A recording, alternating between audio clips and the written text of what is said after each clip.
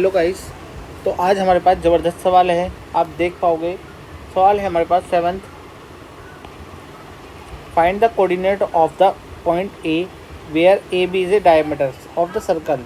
एक हम पे कोई सर्कल का डायमीटर दे रखा है इस प्रकार से, और हु सेंटर इज 2,3 पर है, सेंटर 2,3 पर है, और बी जो है 1,4 पर है।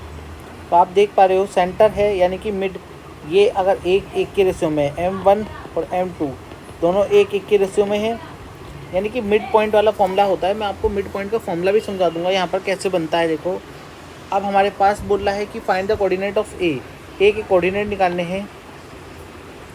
तो हमारा फॉर्मूला ए के कोऑर्डिनेट क्या होंगे, x1 y1 होंगे, बी के हो जाएंगे x2 y2, और सी के तो आपको पता ही है कि सेंटर है तो मिड पॉइंट है, रेशियो वाला है तो इसके एक्स वाई होते हैं, हम यही मानते हैं। और x का फॉर्मूला हमारा होता है m1 + m2, और m1 की गुना x1 से और m2 की गुना y1 x1 से।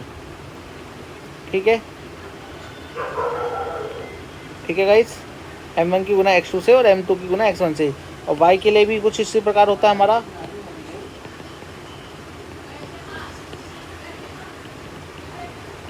कुछ इसी प्रकार से होता है ये भी। अब हम अपनी x की वैल्यू लेके आएंगे यहाँ पर। रेशियो हमारा 1 और 1 है, 2 से डिवाइड कर देते हैं, यानी कि मिड पॉइंट का फॉर्मूला ये बोलता है कि 2 से डिवाइड कर दो। और याद रखना x1 लिखना है आपको यहाँ पर, और x2 लिखना है यहाँ पर। ऊपर में इंटू भी करोगे 1 से तब भी यही आएगा आपका। तो x2 कितना है आपके पास,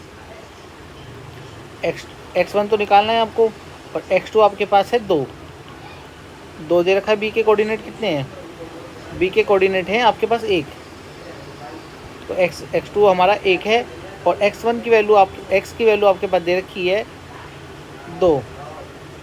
ठीक है गाइस, तो 2 रखोगे,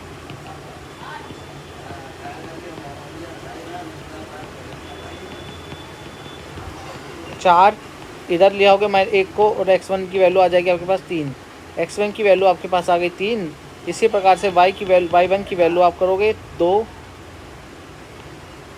y की वैल्यू लेके आओगे, y1 की वैल्यू पॉइंट हो जाएंगे हमारे 3 -3 और 4। यहाँ पर आपकी y की वैल्यू -3 रखोगे, 4 रखोगे, और y1 की वैल्यू चाहिए आपको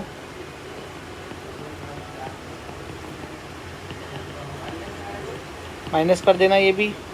तो y1 की वैल्यू आपके पास आ गई 10। तो a के कोऑर्डिनेट क्या रहेंगे हमारे, और x की वैल्यू हमारी कितनी आई थी 3। तो ये आंसर हमारा हो जाएगा। आई होप आपको समझ में आ गया होगा। Thank you guys.